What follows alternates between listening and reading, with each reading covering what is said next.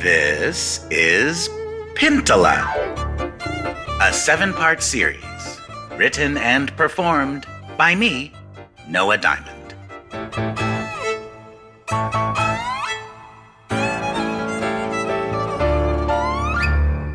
Part 2, God and Other Gods.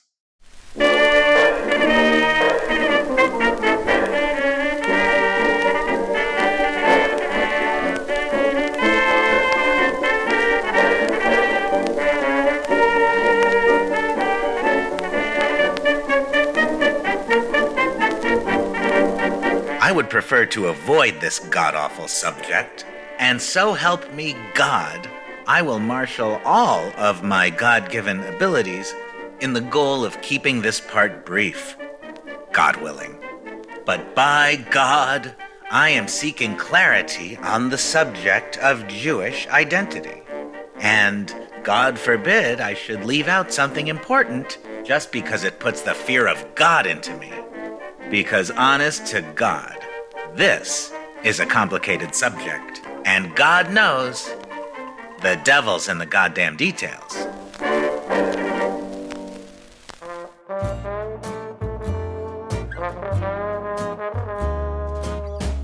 Just as Jewishness and Judaism are not the same thing but are often confused, God and religion are not synonymous.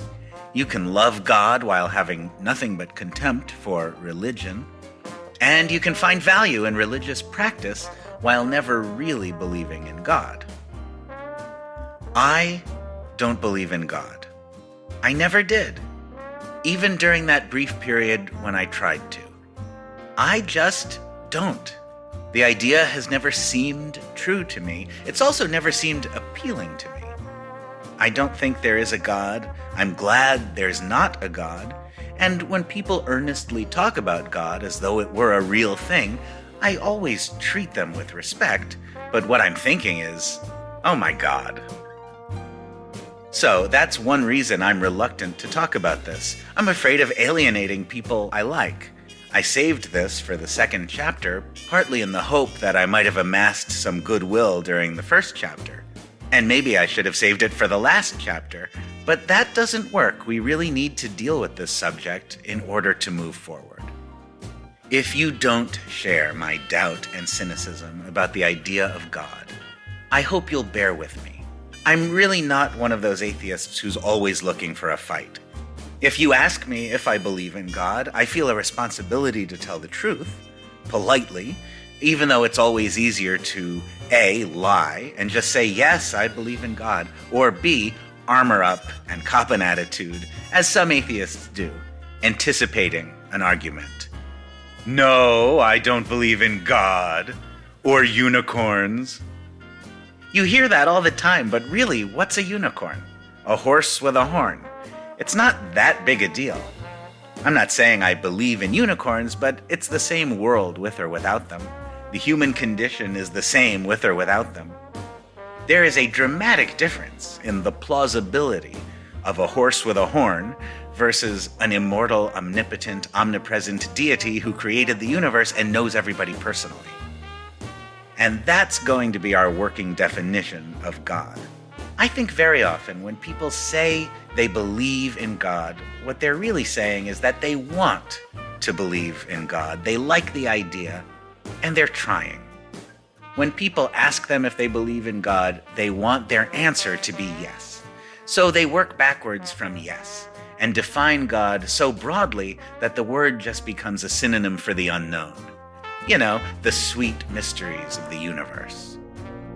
Do you believe in God? Oh, yes, I do. And what is God? Well, to me, God is the connectedness of all living things, a sort of benign, purposeful energy that binds the universe together. And no, that's the force you're thinking of. You know, a convenient trope of science fiction. If you want to say yes when people ask if you believe in God, and if you justify that yes by defining God as basically nothing in particular, your yes means the same thing as my no. If to you God is just a vague term for life itself, I would consider you a fellow atheist, even if you don't like the word. And I don't think that kind of belief in God has much of a place in any criticism of religion. Because the Abrahamic religions are very clearly talking about a biblical God, a personal God who created you and knows you personally, watches you, listens to prayers, rewards and punishes behavior. He sees you when you're sleeping. He knows when you're awake. He's making a list. He is totally obsessed with human activity. He is a toxic narcissist, phenomenally insecure, demanding constant, obsequious praise. But I know that if it takes a leap of faith to believe in God, it takes a bigger leap of faith to believe you can convince a religious person that there is no God by debunking Bible stories or explaining the theory of evolution. I do understand that to believers, this is not an academic or a rational question, but a powerfully emotional one. I know the world is full of great and smart people whose thoughts and feelings on this are quite different from mine. That describes many people I love. So I'm expressing my view. You don't have to agree. I used to be more combative about this stuff, but those arguments always gave me a bad feeling. At some point I realized I'm not just telling my religious friends that there's no man in the sky listening attentively to their prayers. I'm also telling them that their mothers are not really in heaven, and it's just not nice. Although, we have more than enough testimony from people who have had near-death experiences to conclude that at least sometimes, when people are dying, they experience a warm, white light, a sense of past experience replaying before their eyes, and sometimes a sense of lost loved ones beckoning. If that's what a human brain does when it's fatally deprived of oxygen, then depending on the circumstances of my demise, I might look forward to this hallucinatory reunion. A curtain call with the principal cast at the closing performance. You know, it doesn't have to be real to be beautiful. But let's maintain rigorous standards about what is real.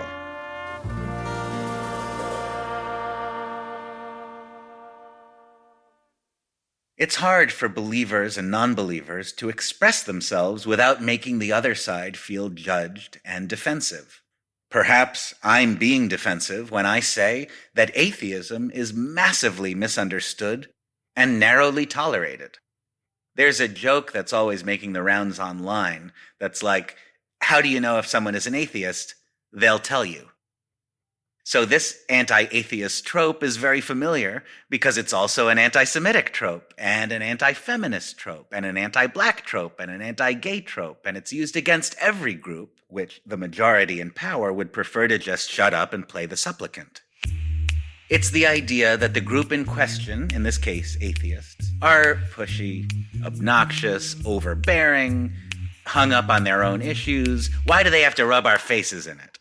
So a simple expression of self is seen as offensive. That's called intolerance. How do you know if someone is an atheist? They'll tell you.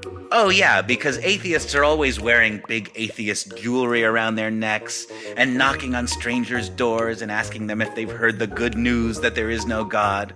And atheists are always trying to force the government to display atheistic messages in courtrooms and public schools. And atheists are always publicly declaring that people who disagree with them deserve to suffer for all of eternity. And atheists are always building giant tax-exempt monuments to atheism right in the middle of every town and gathering there for hours every week to sing atheist songs and read from atheist texts. Yeah, it's really true. Those obnoxious and overbearing atheists really need to calm down. The idea that non-believers are bad and wrong and doomed is deeply embedded because religions insist upon belief in God as the only path to righteousness. I mean, that is salesmanship, you know, use our product. Because if you don't, you're a bad person and you'll suffer forever.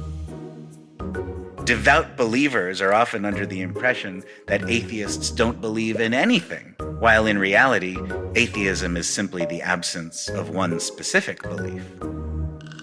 Atheism is not a religion. It's not a belief system. It's the natural state into which all people are born, and in which they remain unless someone tells them there's a God and they believe it. It's weird that we even need a word to indicate the absence of a particular belief. Look, if there were a God, there would be a God. There wouldn't be so much room for doubt. It would be apparent, in the same way that random chaos and meaningless coincidence are apparent. And I know someone who has faith in God would say it is apparent. God's presence is as obvious to them as its absence is to me. But you can't have it both ways. Does it require a leap of faith, or is it obvious? Is it apparent, or is it apparent? The desire for a sense not just that there is a purpose, but that someone is taking care of it. What seems to me to be the truth is indeed a lot harder to live with. Our lives are not inherently meaningful. The universe is indifferent to us. That's why we must be kind, truthful, fair, and generous. Because otherwise, there really is nothing but chaos. Morality, decency, justice, meaning, purpose, order, all of these things are our creation and our responsibility. And that is kind of bad news if you've ever met us. So, if God is a game people play to make all of this a little easier, okay. Well, not always okay. Nobody can deny that religious faith is one of the top reasons people hurt and kill each other. And to everyone who ever hurt or killed people because they were so certain that God wanted them to, I say, you were wrong, because there is no God, asshole. But nobody can deny that religious faith is also one of the top reasons people do nice things. And there's no need to insult them because they did something nice, and they're allowed to believe whatever they want to believe, as long as they conduct their lives in the manner of kind, compassionate, generous, loving, peaceful atheists.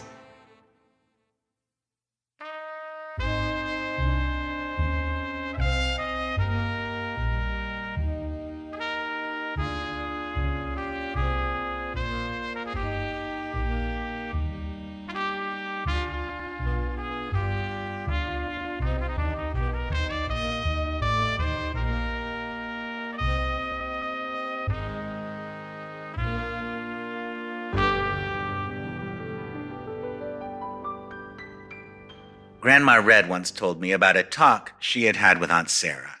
Sarah had been giving one of her 3 sons some kind of religious guidance, something about God and what God wants. And when the kid was out of earshot, Red said something like, "Sarah, how can you fill their heads with this?"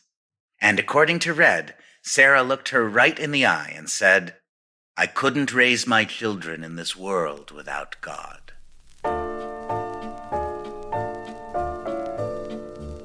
Here is a woman who, when she says those words, is maybe 10 or 15 years past holding ashes in her hand at Buchenwald and running into cousin Sam Axelrod in Antwerp and learning about the massacre in Maladechna. Maybe 25 or 30 years ago, she was a little girl trying to walk to synagogue without being beaten up and called a Christ killer. The cruelty of the world was a given. And even then, God was the answer for her. But there, in that conversation with Red, I couldn't raise my children in this world without God. A tacit acknowledgement, maybe, that belief in God is a conceit, a coping mechanism? And how about Grandma just coming right out with it? How can you fill their heads with this? I find this pretty amazing, and it's hard for me to imagine anyone else saying that to Sarah, at least in that way. It suggests that Red and Sarah had had this debate, and of course they had. They must have talked about this fundamental difference between them. It sounds like when Red asked the question, Sarah was ready for it. I mean, she didn't say, "What on earth are you talking about?" Grandma's critique of faith was taken as read. I'm certain she did not disagree with Sarah's implied assessment of the world as cruel and chaotic and dangerous. What Grandma rejected was the faith-based coping mechanism. I regret that I never asked her about this in more detail, but I suspect she felt, as I do, that the cruelty and chaos of the world count against God, not in favor, whether or not God is real. One of the main reasons I'm so glad there is no God is because I would never want to feel the amount of hate I would have to feel for a God who could end the suffering and doesn't, who could make life on earth better and doesn't. If I thought for 1 second that God existed, I would be so consumed with righteous hatred and anger for humanity's worst enemy, I think it would drive me crazy. That's why I'm not sad about this. I'm not a disappointed atheist who can't believe in God but would like to, and believes life would be better with God. No thank you, I'm fine. I am an ecstatic atheist. I find the emptiness and indifference of the universe inspiring and empowering. When I am really at rock bottom, I can cheer myself up with the reminder that as bad as things may be, at least there's no God. When times are at their darkest, no God is ever there for us. We never have God on our side. Thank goodness. That's how I feel. But it's not at all how my Aunt Sarah felt, and I'm sorry that I questioned her sincerity. At the time Grandma Red told me that story, I understood I couldn't raise my children in this world without God, as a kind of smoking gun. You see, Aunt Sarah knows there's no God, which is why she's arguing for the practical advantages of faith, rather than for the veracity of the supernatural. But now I think I should have given her more credit. Her practical argument is not incompatible with sincere belief in God, and it's just the argument Sarah might use on her skeptical sister Red. Like, you're not going to convince Red that God exists, but here's a parenting tip. You're not going to convince me that God exists either, and if you believe in God, I'm not going to convince you. And that's fine. I don't expect to. And atheism is not the subject here, but I have to address it and explain it. And I have to address it and explain it more often than I want to, because Jewish identity is so complicated.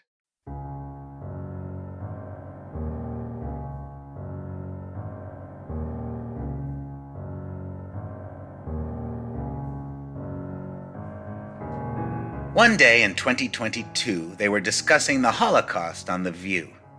Art Spiegelman's Mouse had been removed from the public school curriculum of McMinn County, Tennessee by the unanimous vote of a conservative school board. Whoopi Goldberg had ignited some controversy by suggesting that the Holocaust was not about race because it involved white people oppressing other white people. To be clear, I love comedy legend and national treasure Whoopi Goldberg. But as she soon acknowledged, she had made a mistake. A very American mistake, and a helpful one in our struggle to understand this. It also helps explain why I have to say I'm an atheist, even if I'd rather not get into it. I'm quick to describe myself as Jewish, increasingly so as I get older. Partly, this is because of the long history of people having to deny it in order to survive. I know I'm lucky that I don't have to deny it, and that makes me want to acknowledge it. I am also proud to associate myself with my people's history of achievement in my field. I'm Jewish, like the Marx Brothers and Stephen Sondheim. Most of my heroes in the arts have this strong sense of ethnic identity without a whole lot of religion. That's the approximate position of most of the Jewish people I know, and of Jewish Americans in general. Pew Research Study 2021. Only 21% of American Jews say religion is very important to them, versus 41% of non-Jews. 56% of all U.S. adults believe in God as described in the Bible, while only 26% of American Jews have the same problem. So, I want to fearlessly identify myself as Jewish without implying that I am a follower of Judaism. So many of us feel this way. That's where we get all these tedious but useful qualifiers, ethnically, culturally. Tom Lehrer once said that in his family, God was primarily an expletive, and being Jewish had more to do with the delicatessen than the synagogue. But when you tell a non-Jewish American that you are Jewish, they tend to think you're talking about religion. And non-Jews make up over 97% of the US population. So non-religious Jewish Americans, in other words, most Jewish Americans, are misunderstood on a massive scale. That's where we get this misconception that Jews are simply white people who are not Christians. And it's why I can't identify myself as Jewish without telling you that I'm not religious, even though nobody asked. I feel the need to specify this, mostly because it's true, it's a choice, and I don't want to be misunderstood. I don't want to be mistaken for something I'm not. Many people hear I'm Jewish as the equivalent of I'm Christian, which does imply religiosity, while I mean it more along the lines of I'm black, though this isn't a color. Americans think a person's race should be something easily determined by looking at them. I used to bristle whenever I heard myself described as white. I didn't feel white or identify with white people, and if that was the only box for me to check on a survey, I checked other. Sometimes there would be a Jewish option in a question about religion, but of course I couldn't check it there, so where's my checkbox? It's only through the evolving dialogue of the 21st century that I've come to understand I do benefit from white privilege, here and now, even without Anglo-Saxon ancestors. I'm a white person in the eyes of shopkeepers and police officers and sometimes prospective landlords and employers, and to disown that fact would be to deny that I have an advantage not available to people of color, even if I feel more connected to them in the saga of American history. So now sometimes I check white instead of other. It doesn't tell the whole story, but then what does? In The Atlantic magazine in 2022, Yair Rosenberg wrote that Jewish identity doesn't conform to Western categories because it predates them. Rather than fitting neatly into our concepts of race, nationality, or religion, Rosenberg says Jewishness is an amalgam of all these things, more like a family into which one can be adopted than a sectarian Western faith tradition, and so there is no great way to classify it in English. The Israeli-American historian Daniel Boyarin says, Jewishness disrupts the very categories of identity because it is not national, not genealogical, not religious, but all of these in dialectical tension. In my own personal lexicon, Jewish is not a religion. Judaism is a religion of which some Jewish people are followers. But if I describe a person as Jewish, I'm indicating racial or ethnic identity. It's how they were born rather than a choice they've made. On the other hand, someone who converts to Judaism will self-identify as Jewish, and they can only mean that in the religious sense. And I'm not comfortable saying that they're not really Jewish, even though I can't really consider Judaism something we have in common. Sometimes people confidently assert, well, it depends on the mother, you see. But of course, this idea of matrilineal descent isn't a real rule. It's a relic from a time when it was impossible to prove paternity. Of course, you don't have to be Jewish in any sense to be interested in these things or to feel connected to them. You don't have to be Jewish to love Levi's Real Jewish Rye. But we do need working definitions. We need shared understandings. And the hour is getting late to make ourselves understood. We're living in an era that will be remembered as America's collapse into theocratic fascism or our narrow escape from it. And we keep hearing that racism and anti-Semitism are on the rise, as though those are two different things. Anti-Semitism is racism. It may contain notes of religious intolerance, a bouquet of conspiracy theory, as do many other strains of racism. But anti-Semitism is not an argument, it's not an ideological position, it's racism, it's hate. We have to be less confused about this, but in order to engage meaningfully with these ideas, we have to confront concepts which are anathema to many Americans. That religion is not an immutable characteristic. That white is not a coherent ethnic identity. That ethnic identity is not the same thing as national origin. Hey, I haven't mentioned Hitler in a while. The plainly stated goal of the Nazis was the extermination of a race, not the recanting of a faith. They did use a lot of religious rhetoric, because what better way to frighten, influence, and control people? The Nazis knew that they were doing God's work. They were Christian crusaders called by the Lord to deliver righteous vengeance to Christ killers. The Nazi uniform belt buckle was inscribed, Gott mit uns, God is with us. And there were no terms of surrender available to European Jews which would spare their lives. It has sometimes occurred to me that I might have survived the Spanish Inquisition, which really was a religious crusade. I mean, I'm not saying convert or die is a fantastic offer, but it is an offer. There are options there. Convert or die is better than die. Now, I don't need to believe in God to admire the idea of upholding your principles. There are principles and people I think I would die for. But in the Inquisition, I'm pretty sure I would have said, what the hell? Hey, fellas, I just realized something.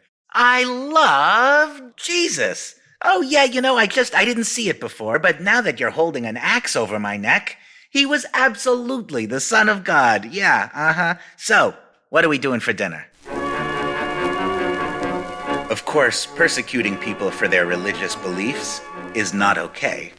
Persecuting people for any reason is not okay. But notice the difference between religious and racial intolerance. Religion is a choice. A religion is, among other things, a set of ideas. It has an ideology. Often it has leaders. And none of this is above criticism. And if there is a God whose opinions and desires are knowable and who represents inarguable rightness, then it just follows that an awful lot of humanity is wrong, as well as doomed. One of the things that turned me off about Hebrew school when I was a kid was the whole chosen people thing. We are the chosen people. I found this deeply embarrassing. Chosen over you is what we're saying to our friends and neighbors. God looked at everybody. He thought about it. He gave you serious consideration. You were in it right to the end. But ultimately, he just likes us a little better.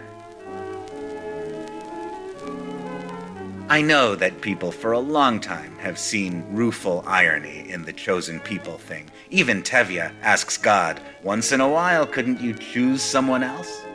But in Hebrew school, there was a lot of chest thumping, and I had the same queasy feeling that I had at pep rallies in regular school. I'm never going to wear the team colors. I'm not going to shout in unison that we're the best. The best wouldn't do that. Religion sometimes seems to be promoting humility, but it often plays like a superiority complex. And this is certainly not just Judaism. Christianity, I've noticed, is awfully sure of itself. Now, I do not think that Judaism is better than Christianity. It is more familiar to me, and for that reason, I'd be more comfortable in synagogue than in church. But I assure you, I would be very uncomfortable in synagogue too. Really, the idea that there are meaningful differences among religions is one more thing that religious people believe that doesn't seem so true from the outside. Fans of religion are always so fascinated to learn that these people wear pointy hats on Thursdays while these people eat mushrooms and ride a pony every other Wednesday. But to those of us who don't find that fascinating, you're all just basically playing Simon Says. Simon says light the candle. Simon says say the prayer. Simon says eat this. Simon says drink this. Eat that. Oh, Simon didn't say eat that. Go to hell. If you are Jewish almost anywhere in the world, you experience Jewishness as relative to a majority identity. And here, in our little village of America, that mostly means relative to Christianity and Christians. Even if you're not religious, you're still not a Christian, which can be a big deal in itself depending on where you live and who's around. I know there are some Jews who scoff at the idea of discussing Judaism relative to Christianity.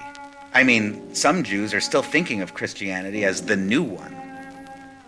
But if you live in the United States in anything but the most insular Jewish communities, you experience being Jewish as being different. Claims to otherness can be tricky, because in declaring one thing to be other, we are also making an assumption about everything else. I cannot have been the only kid at Center School in Willington, Connecticut in the 1980s who experienced, in one way or another, a profound sense of otherness. However, I was the only one who didn't celebrate Christmas. Until 3rd grade, when my sister started kindergarten, thereby doubling the school's Jewish population.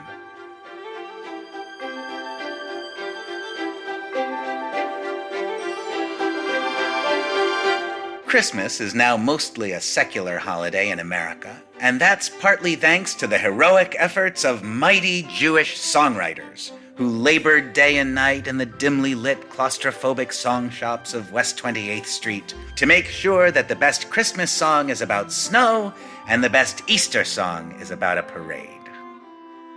So even though I did not celebrate Christmas at home with my family, and we did not have stockings or a Christmas tree, I unavoidably experienced the hulking commercial and cultural presence of Christmas, including at my public school and in the homes of everyone I knew who was not related to me. I don't remember having a big problem with this. I didn't hate Christmas or love it. I didn't envy it or feel deprived of it. I really didn't care. But I did not like the social anxiety of being different at school and navigating conversations about Santa Claus. And I really didn't like it when, at the school Christmas concert, a performance of the rousing traditional dreidel, dreidel, dreidel was dedicated to our Jewish friends, the Diamonds. That's where, in order to make you feel included, 100 children sing a 5-minute song about the thing that makes you different from everyone else. I dreaded being called to the front of the class to talk about Passover or something, in an exercise I realize was well-intended. But it relegated me to a sort of service role as a learning experience for others, like the time a zoologist brought a sloth to our class. It forced me to represent something I wasn't all that interested in. And of course, it was in the arsenal of material wielded by bullies. Because you can't be conspicuously Jewish without once in a while being personally reminded that some people hate Jews. Did you know that?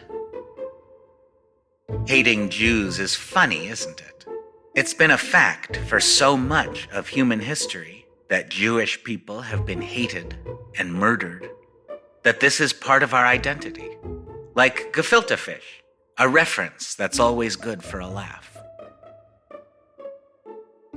Anyway, partly because of the otherness factor, the struggle to understand what Jewish means does require a look at Christianity.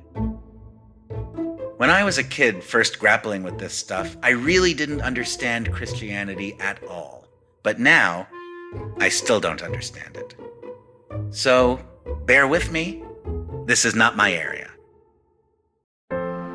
Maybe the genius of Christianity is that it asks you to believe in God incidentally, not as the ultimate cornerstone of faith, but as backstory on the way to the major article of faith.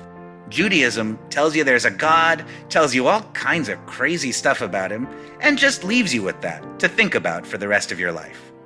Christianity takes that leap of faith casually, so you don't get to think about it much because guess what? Here's another thing. God had a kid. The last Jewish woman ever to be named Mary gives birth to a son, who grows up to be this kind of woodworking rabbi superhero. Some of what he has to say is good, loving, big-hearted socialist pacifist humanism. Many have noted that he seems to have read Confucius. But he easily could have grabbed Love Thy Neighbor from what would later be retitled the Old Testament, where it can be found in the book of Leviticus, the same brisk page-turner that says a man shall be stoned to death for listening to Bette Midler records. But an awful lot of what Junior says sounds like the same hot and cold, love-bombing narcissism of the Old Testament God. Christians are always confidently asserting that this was a revolutionary gospel of love and peace, but I don't know. There's plenty of love thy neighbor in the Torah, and plenty of fire and brimstone in the new thing. The Prince of Peace is full of opinions about who deserves to die. He condemns entire cities to suffering and death for the crime of not following him. You know, there is no hell in Judaism. It's not mentioned in the Torah. Not until God sends his only Son to teach us about love and mercy do we introduce the threat of eternal suffering. I mean, I'm no fan of the Old Testament God either, but even that asshole never went this far.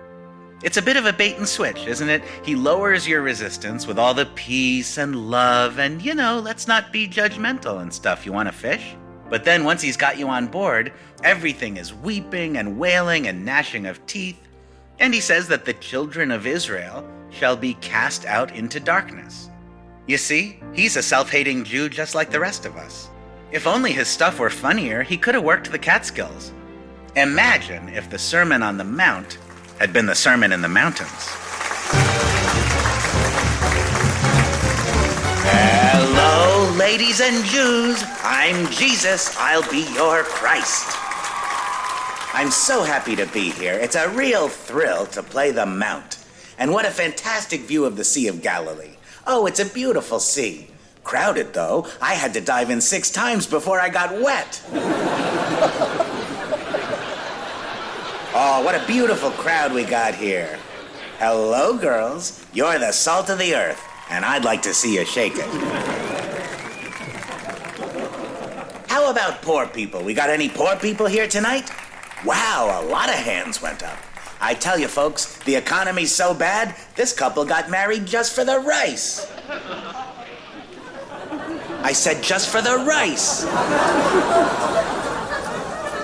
But seriously, I love poor people. I say, blessed are the poor, because the less you have to clean. Am I right?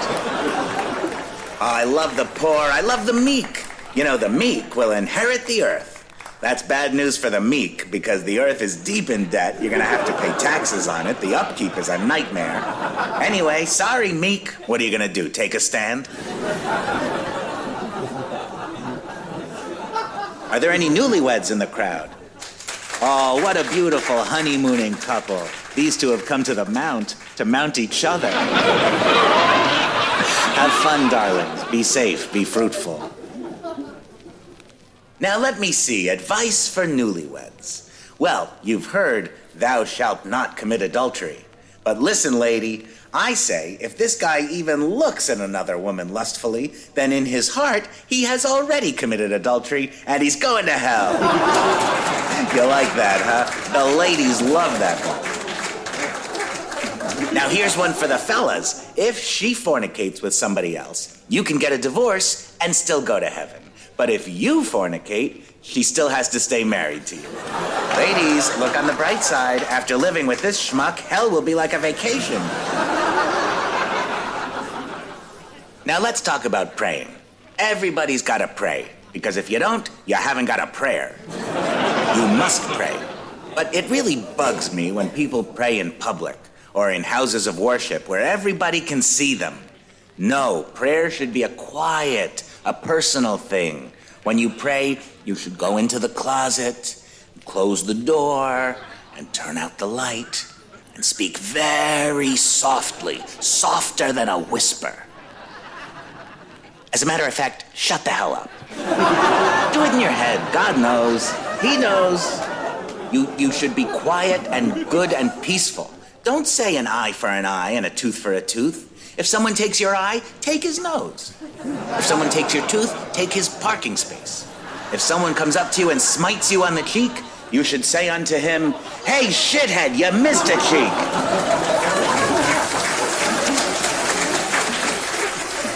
If someone asks you for $1, give him $2. If someone takes your coat, give him your shirt too. If he invites you over for dinner, stay for a year. What I'm saying is be humble, live simply. On the other hand, do not hide your light under a bushel, because that's very dangerous. You could set your bushel on fire. You've heard, love your neighbor, but I say, love your enemies too. And not only that, you should love your enemies' neighbors, and your neighbors' enemies, and your enemies' roommates, and the people across the street from your neighbors' enemies, and the people upstairs who are subletting from your enemy's neighbor's brother-in-law. You should love all of them. Because what we need today is love, my friends. I really believe that. I'm telling you, you gotta be careful out there. There's a lot of wolves in sheep's clothing. I don't know who these wolves think they're fooling. They look ridiculous in sheep's clothing. We know that's a wolf. When you see a wolf in sheep's clothing, don't hang around and say, "Why sheep? What sharp teeth you have." You get the hell out of there. Another big problem these days is there are many false prophets. That's why I always say we should judge prophets by their fruits. Oh, sorry, that's grocers. I meant we should judge grocers by their fruits. What does a prophet know about fruit? Elijah never even comes to the table. You think he knows how to tell a ripe cantaloupe? A fruit is like a person. It's what's inside that counts. Inside the skin is muscle. Inside the muscle is bone. But don't worry about what's inside bone. You should take no thought for the marrow. Well, you've been a wonderful audience. I just want to close by saying, if you like my act, if you laughed at my jokes, if you think I'm funny and cute and good, then your good taste shall be rewarded in the kingdom of heaven. On the other hand, if you don't like my act, I got good news for you too. You're not gonna need a sweater. My name is Jesus, the way, the truth, the big bar mitzvah boy of 13 AD. Good night.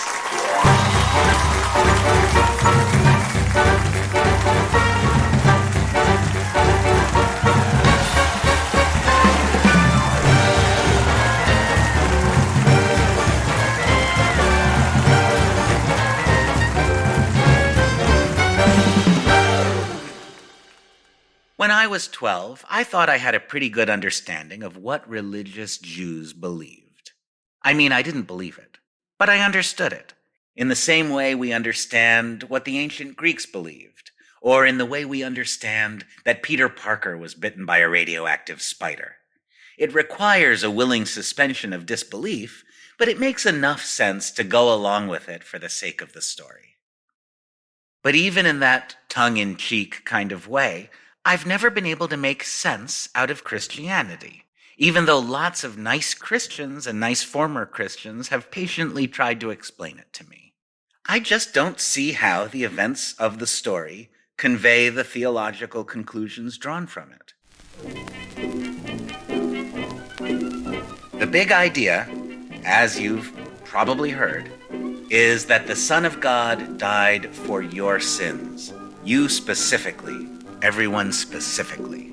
This incident of capital punishment 2,000 years ago was only ostensibly an act of the Roman government of Judea.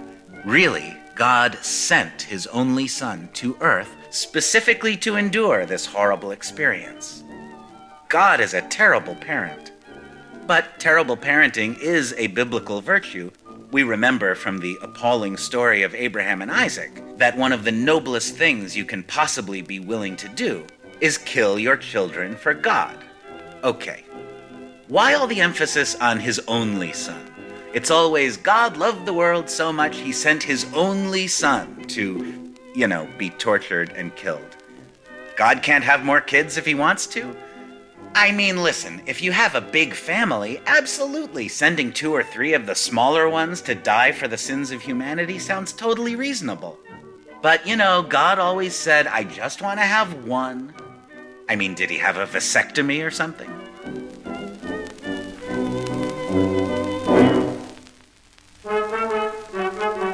I really can't wrap my head around the idea that this person's horrible death has some relevance to other people's sins.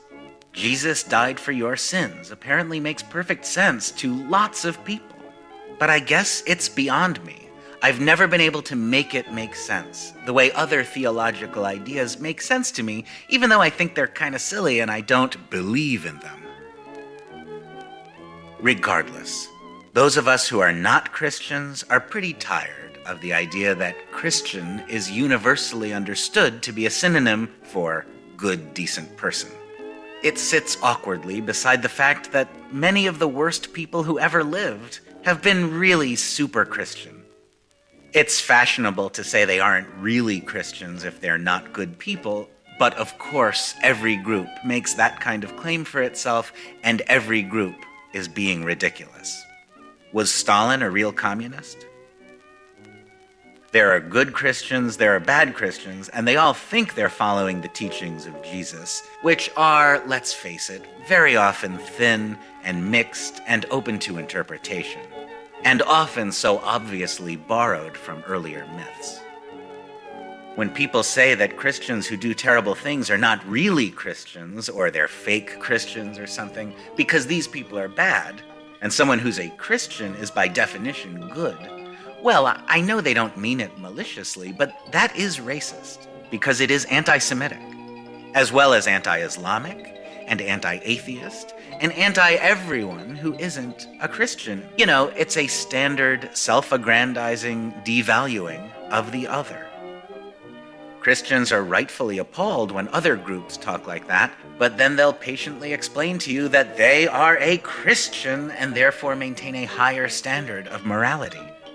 Well, like millions of others, I am descended from generations of people for whom daily life was, oh no, there are some Christians over there. I hope they don't burn down my house and kill my family. Listen, I would never claim that all Christians are bad people. That would be an outrageous, offensive, bigoted thing to say. And it's obviously not true. Neither is the equally outrageous, offensive, bigoted, opposite statement.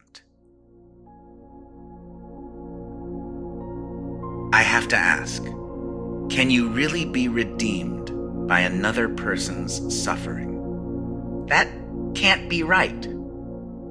The idea that suffering, caused by the cruelty of other humans, makes things better, seems inexplicable, even if it's just one's own suffering. This is another person's suffering, being celebrated.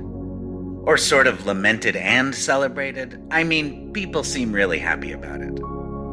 And it's not just another person's suffering. It's the suffering of a person we're told is quite exceptional. A very advanced person with special skills.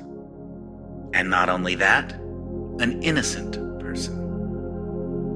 And not only an exceptional, innocent person, but an exceptional, innocent, Jewish person. And maybe that's my problem. The sense that at the heart of Christianity, there is a fetishizing of Jewish suffering, and an insistence that that suffering is noble, and beautiful, and holy, because others can benefit from it. Doesn't Christianity tell us pretty clearly that non-Christians are going to suffer forever and deserve this punishment for the crime of not being Christians?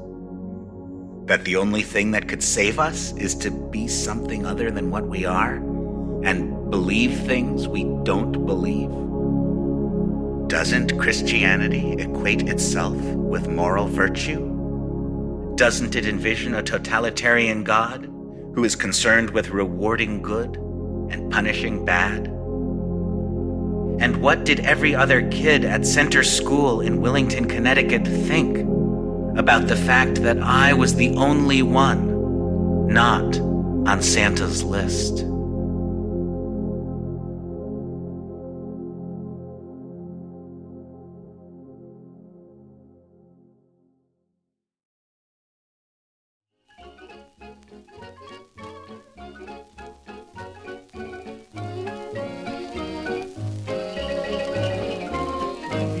better watch out, you better not cry, you better not pout, and I'm telling you why. Santa Claus is coming to town. He's making a list and checking it twice, gonna find out who's naughty and nice. Santa Claus is coming to town. He sees when you are sleeping, he knows when you're awake. He knows if you've been bad or good, so be good for goodness sake. Oh, you better watch out, you better not cry, better not pout, I'm telling you why. Santa Claus is coming to town.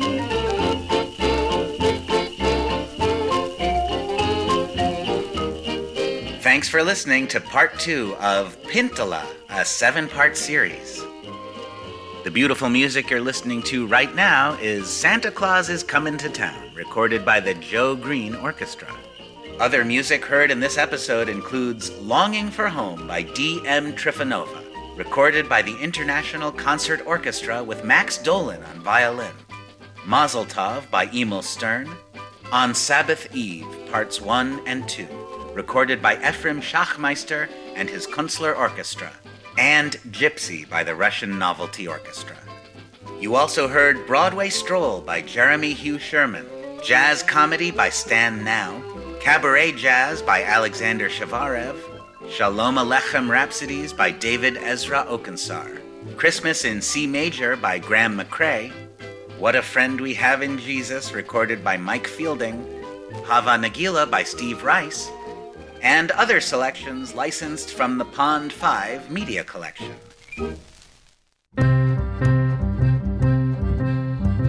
Ideas in this chapter are informed by Are Jews a Race by Yair Rosenberg in The Atlantic, February 1st, 2022. Why I Am Not a Christian by Bertrand Russell, and God is Not Great by Christopher Hitchens. Daniel Boyarin is quoted from A Radical Jew, Paul and the Politics of Identity.